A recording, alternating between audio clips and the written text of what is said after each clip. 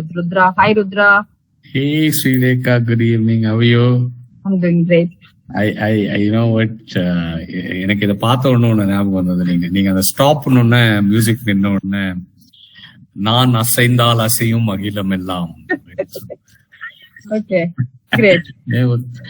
Right, so that's what I can think of. நான் சொடக்கு போட்ட உடனே நின்னுச்சு அப்படின்ற மாதிரி.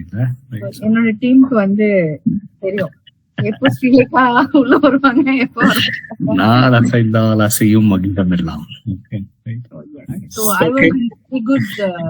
Second half of my day was really very good today, I should say. So one team, talking people with, we had a summit meeting. Then it was after 3 to 5, exactly a continuous stretch on R&R discussion. So we had nearly 30 plus nominations in R&R. Don't mistake me to talk this on this Cornerstone episode.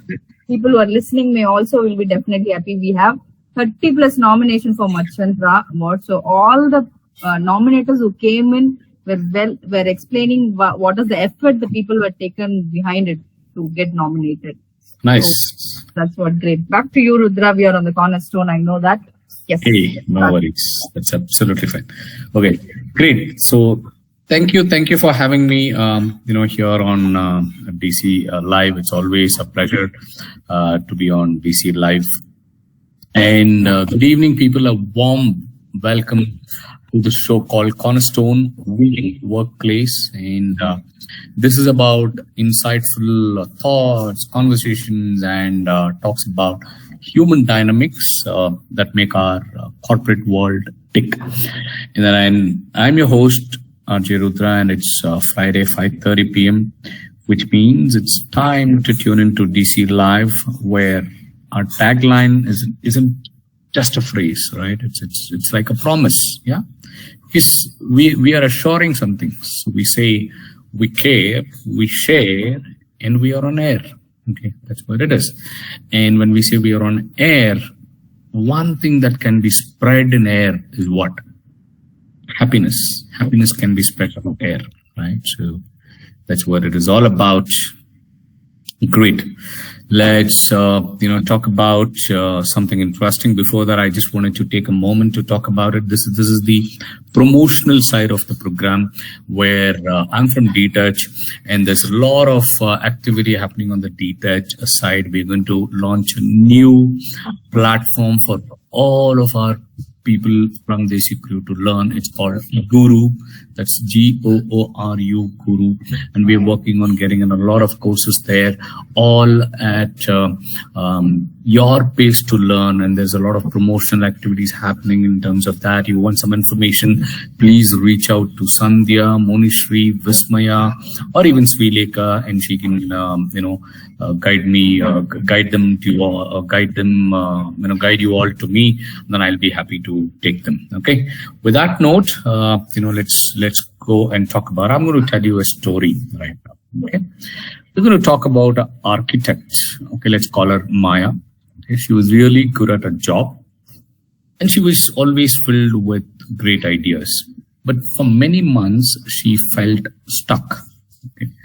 She was working on a huge project. What was she doing? She was building a new office building for a company. And that is the office project she was working on. And the size of it felt too much for her, right? So for her, the magnitude of it, okay, it's an office building, and that's the project that she is working on. She would spend hours looking at her and then most of the time she felt like her mind was blank. She felt like she was just a small part of a giant machine, right? So and then she looked at the plan. It was like moving lines on a paper without any real purpose and all of that. Okay. One afternoon when she was going through this, okay, her supervisor, okay, let's name her Priya. Okay, Priya came to her table and asked her. And, Priya didn't really ask, are you not done with the project yet? Have you not completed it? Instead, she just pulled a chair, sat Maya down, and she asked her, Maya, what's the one part of this building that you're trying to design, you're most excited about? She said, what's that one part of this building you're most excited about? And then Maya was surprised. Instead of asking me that, haven't you completed the project? Where is the design for this? The client is waiting on all of it. I was asked that, which part of this plan do you like the most? She thought for a moment. And then she said, anyways, my supervisor asked me, so let me go over and tell that. She said, the open space in the middle, okay, that's the space, the office space, the open space. And I've been thinking about this place where people can really talk to each other, not just walk through. It's like a connecting place, like a courtyard, okay, like a balcony. That space is something very close. I want to build benches that make people want to sit and chat there. Okay? Want to sit and chat. And the path that leads to small, quiet office spots. And that is very close to me. That's what she said. Okay. The moment she said this, Priya smiled and said, great, that's it. That's the most important part of a project. Not about the size of the building or the steel beams or the pillars. It's about making a place where people feel good. Your open space that you're thinking about is the heart of this building. Let's make that your main goal.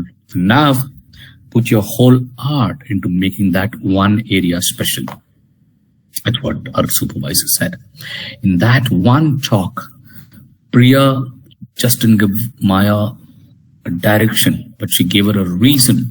She showed Maya her own passion, that it was connected to the project's main goal. Maya wasn't just building an open space anymore. She was building a community. And with that change in thinking, our ideas started to flow again. The rest of the project, which had felt so heavy, so tedious, began to feel easy, right? And now Priya had simply helped Maya find that one spark she needed to light her own fire. So people, what do you think this spark that lit the fire is? That called motivation, right? That's what we all need and we all look for, we all crave for. Okay. Sometimes that's what leaders do, and then they just don't tell you what you have to do, but they help you find your why. Okay. And exactly, I'm going to talk about motivation today. We're going to talk about that very heart of everything we do, like the open space courtyard that Maya found in our project. We're going to talk about how do we find that heart of everything what we do, which is called motivation. It's that elusive spark, the inner drive that gets us out of the bed every day, ready to take challenges. The one that makes Sri Lanka take 3 buses and travel for 2.5 hours to get to office. What is that?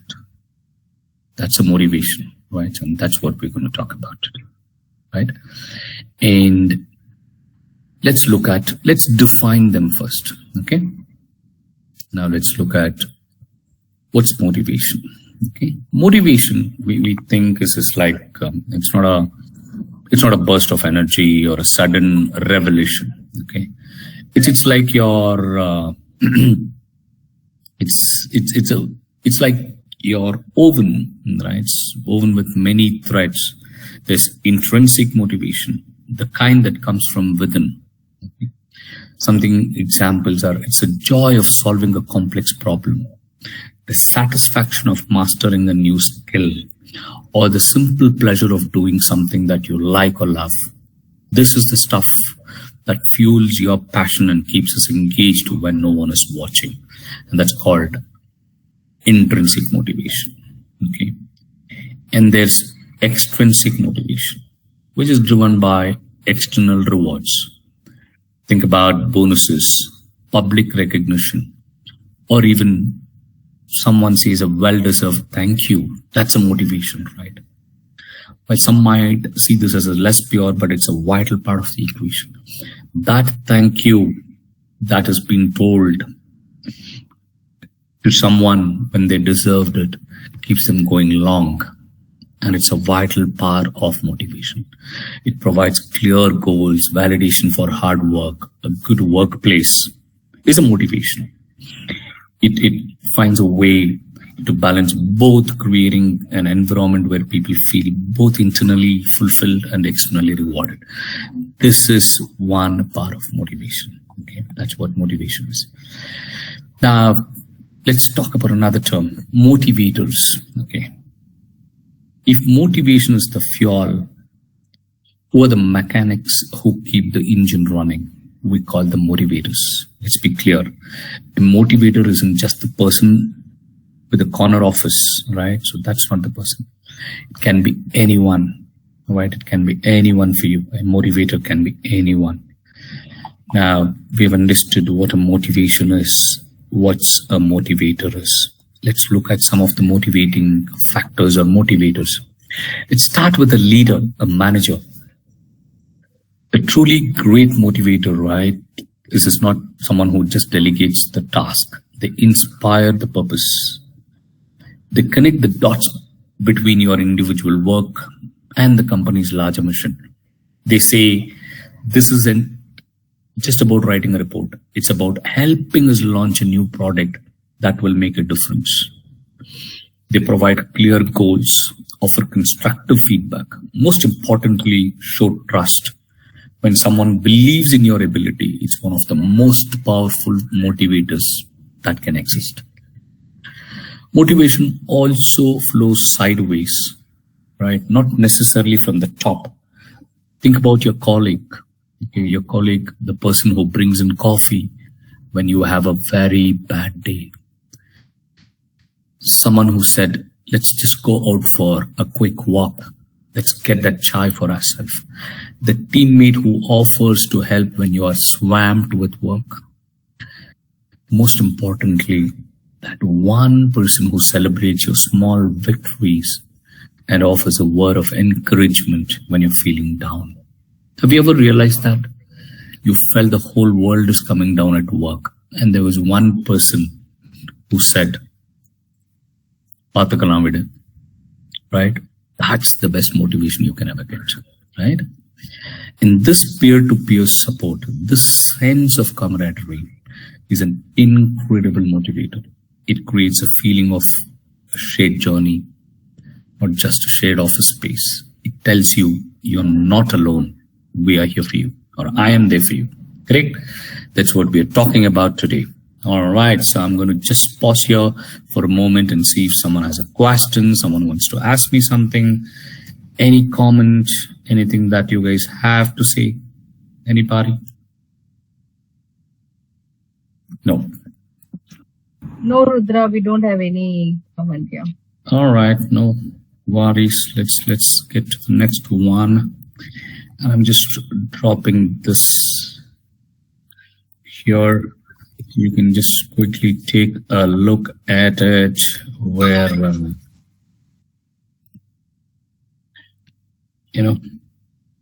1 minute. Let me do this. I'm just dropping about motivation there in the text box about intrinsic and extrinsic motivation. You can just take a look at it, people. All right, so welcome back from the break. Now we talked about our leaders and colleagues, right? So what about the role of the company itself, right? A corporate culture can be a very powerful motivator or a demotivator, right? A culture that values innovation, learning, well-being, a place that gives people autonomy and voice, a company that recognizes effort, not just outcomes. That's a culture that breeds motivated employees. When an organization shows it cares about its people, there's nothing more motivating than that. It creates an environment where people want to give their best. Correct? All right, so we spoke about all the external ones, right? So we spoke about the leader, the manager, we spoke about colleague, team members, and we also spoke about office, and we spoke about the environment. Now let's look inwards, right? So let's look inward. What about self-motivation? Okay. Now we cannot really always rely on others to light our fire, right? So, we just cannot wait for that moment to come. We have to learn to be our own chief motivators. And that starts with understanding our own why. Why do you do what you do? Ask yourself this question. I'm going to post the question here in the chat box. I know Srilekha will drop it in the in the communication channel she has. Ask your question this. Why do you do what you do? Okay, that's a very important question to start self-motivating. Okay, is it to provide for your family? Is it to master a craft? Is it to solve a problem that you're passionate about? Once you connect with your personal purpose, it becomes a powerful internal compass. Okay. And with that, setting small achievable goal is another key. Sometimes a big project can feel overwhelming, but if you break it down into smaller manageable steps, each completed task becomes a small victory. Okay. A little dopamine that hits you and builds the momentum. And don't forget the power of your positive mindset. Yesterday I was talking about growth mindset. So that's what it is, a positive mindset. It's not about ignoring challenges, but about reframing them as opportunities for growth. Okay. So to recap quickly, we spoke about motivation.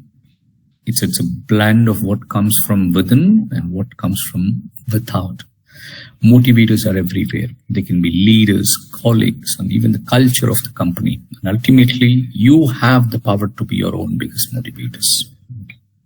That's what it is. I'm going to talk a bit more on something, which is like we have hierarchies and motivational theories. Okay. And people say theories do not work. No. A good, explained, comprehensive theory will work. That's the best part about it. Okay. And I'm going to talk about Maslow's hierarchy of needs. Okay. I'm going to talk about Maslow's hierarchy of needs. Okay. That's motivational theory. And it's a motivational theory in psychology. It comprises of a 5-tier model of human needs. Okay. And what are those 5 pyramids? At the base, you have physiological needs, safety needs, love and belonging, esteem and self-actualization. Okay. Now, have you ever thought about these? I think the most recently, the biopic in the Corona time was the movie called Surarai Potru, right? So in that, someone wants to have an aircraft which flies the common aircraft for a common man, right? So that is self-actualization. Desire to become the most that one can be. When there were so many hurdles, when there were so many things that, can this person do that? Right? That's exactly when he did it. And that starts with someone reaching the pinnacle, which is at the top, which is called self-actualization, desire to become the most that one can be. Okay, but let me break this down for you. What are physiological needs? Physiological needs are the most basic, right? So these are your essential people need for physical survival. Examples: you need air, food, drink, shelter, clothing, warmth, and sleep. Right? I repeat: air, food, drink, shelter, clothing, warmth, and sleep. If these needs are not met, the human body cannot function properly. And the person who gave this considered this physiological need the most important, as all other needs become secondary until these needs are met. Now, once individual physiological needs are satisfied, the next is for the security and safety. Right? So that's the security and safety. What are we talking about? People want to experience order, predictability, control their lives. Okay. Safety needs can be fulfilled by the family and society. Example, police, schools, business, medical care. It also includes emotional security, financial security, freedom from fear, social stability, and health. This is your safety needs. Next one is your love and belonging needs. Okay, which is after physiological and safety needs have been fulfilled, the third level of human need, social, and involves feelings of belongingness. This need for social connection includes a friendship, family, romantic relationship, being part of a group. The desire to be loved and accepted by others is a key motivator at this level. The last one is your esteem needs, right? So one is for yourself, dignity, achievement, mastery, and independence, and the need to be accepted by others and valued by others. Status, prestige. People have a need to accomplish things and have their efforts recognized. This level includes self-esteem and personal worth. At the peak of the hierarchy is the self-actualization needs. Self-actualizing people are self-aware, concerned with personal growth, less concerned with the opinion of others, and interested in fulfilling their potential. This is the desire to accomplish that all one can and unleash their full potential. And this is called self-actualization needs. And that is what is a motivational theory that was given by one of them. And it's called Maslow's hierarchy needs. Okay. And that's where you start off with, correct? And then which of this gets you motivated? For few, it could just mean I have air, water, food, shelter, sleep, clothing. That's more than enough for me, and I can just go ahead and get going with that. And what are the other things? And that's exactly why you see people talking about different things when it comes about work, when it comes about what keeps them going, and all of these things, right? So that is what is your essential basis of the motivational factors, correct? And that is what it is. All right. So with all of these at this point of time, I guess I just wanted to make one statement. Okay. I encourage you this week to take a moment and identify your motivators at work. Perhaps even more importantly, think about how you can be a motivator for someone else as well. Okay. Word of thanks, a helping hand, a genuine compliment. These small acts have a great ripple effect that can change the energy of an entire team. That's all, people, we had for today, and on this edition of Cornerstone Weaving Workplace. Okay, thank you for joining me on this journey into the heart of what makes us going. I'm your host, RJ Rudra, signing off for today. Remember, we are here every Friday at 5:30 p.m. right here on DC Live, where we care, we share, and we are on air. Until next time, let's keep building a workplace where we all thrive. Thank you. Thank you, Rudra. Great day. Happy weekend. You too. Thank you. Bye.